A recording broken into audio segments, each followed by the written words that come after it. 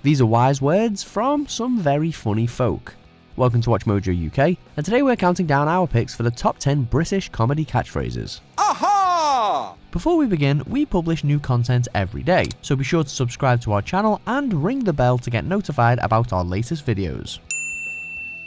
For this list, we've looked at signature slogans and recurring one-liners from all across British comedy, especially those comic catchphrases that have cunningly crept into everyday conversation.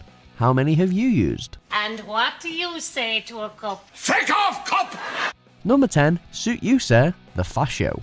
As arguably the Fast Show's best known characters, Ken and Kenneth are the sex-obsessed tailors with an innuendo for everything. Oh, suit you, sir. Suit you, sir. Oh! And the rampant repetition of this famous catchphrase always comes just as they're awkwardly encroaching into a customer's personal space. Fast Show superfan Johnny Depp even appeared in the sketch for the farewell episode, playing subject to the tailor's uncomfortable sales technique. Oh, suit you, sir. Suit you, sir. Oh, suit you. Oh, suit you. Suit you. Oh, suit you. Look! Away from the show, the phrase works as both double entendre and a genuine compliment. Very versatile. Did she want it, sir? Oh, suit you, sir. Oh, arms. Sorry, sir. Didn't mean a thing. Number 9, Aw, Friend, the Inbetweeners.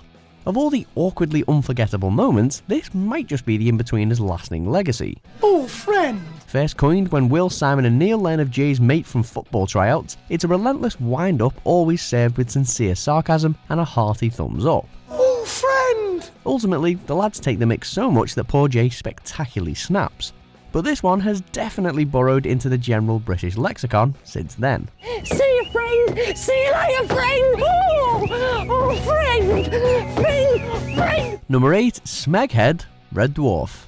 Thanks to the unique style of the show, Red Dwarf has gained quite the cult following throughout the years, with multiple series and revivals all suitably stacked with Smeg. I try and respect Rimmer and everything, but it's not easy because he's such a Smeg Head. And while the ingenious insult always seems to sound best whenever it's coming from Lister's mouth, and especially if it's aimed directly at Rimmer, it's definitely a word that Red Dwarf fans deliver on the daily. He's a Smeg.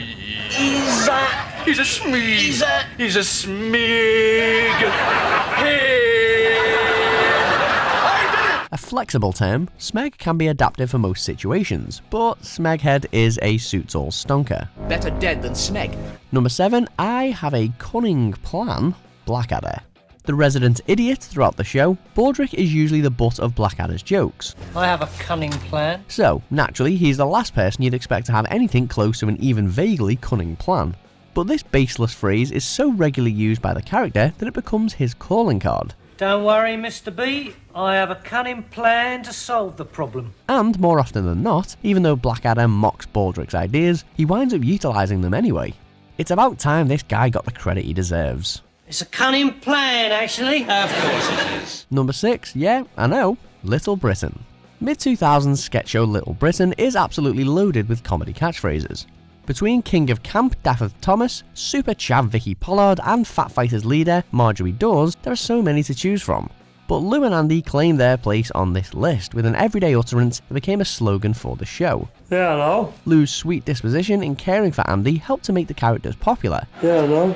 But Andy's mischievous mutterings are what truly put them on the pop culture map. Yeah, hello.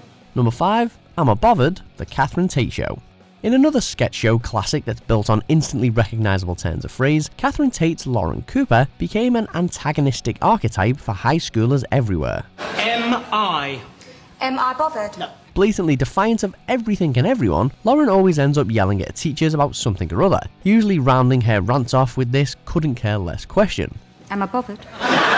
Sure, her portrayal of a British teenager is more than a little exaggerated, but are we bothered though? Ding ding, that is bad. Am I bothered? Number 4, just like that, Tommy Cooper.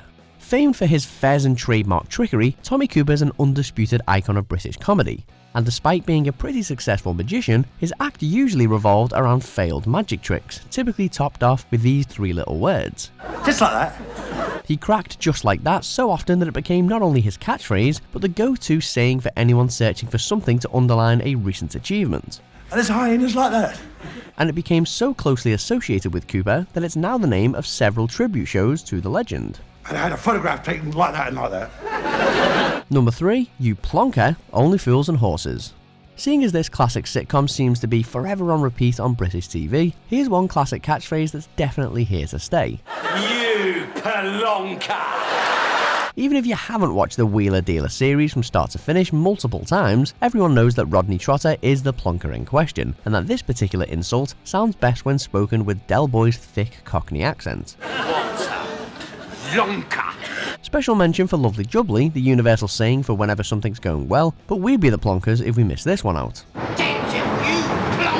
Number 2, I don't believe it, 1 foot in the grave. Early retirement should bring about a peaceful and carefree existence, but not for Victor Meldrew. I don't believe it! The hilariously cantankerous character may just be the unluckiest man alive, and it's really no surprise that he has anger issues. But on the plus side, it's really easy to do a spot-on impression of him. Oh, I do not believe it! Just randomly yell anytime you're annoyed, use the word bloody whenever you can, and generally try your best not to believe anything. Meldrew's iconic incredulity is instantly recognisable, whether you're a fan of the show or not. I do not believe! Before we unveil our top pick, here are a few honourable mentions. Listen very carefully. I shall say this only once. What is it you are going to say? I haven't said it yet. You stupid boy. This is a local shop for local people. There's nothing for you here. Number 1, garlic bread, Phoenix Nights. Peter Kay's served up more than his fair share of memorable moments in British comedy, but this simple shout out to seasoned ciabatta still stands as his most quoted line. Garlic bread?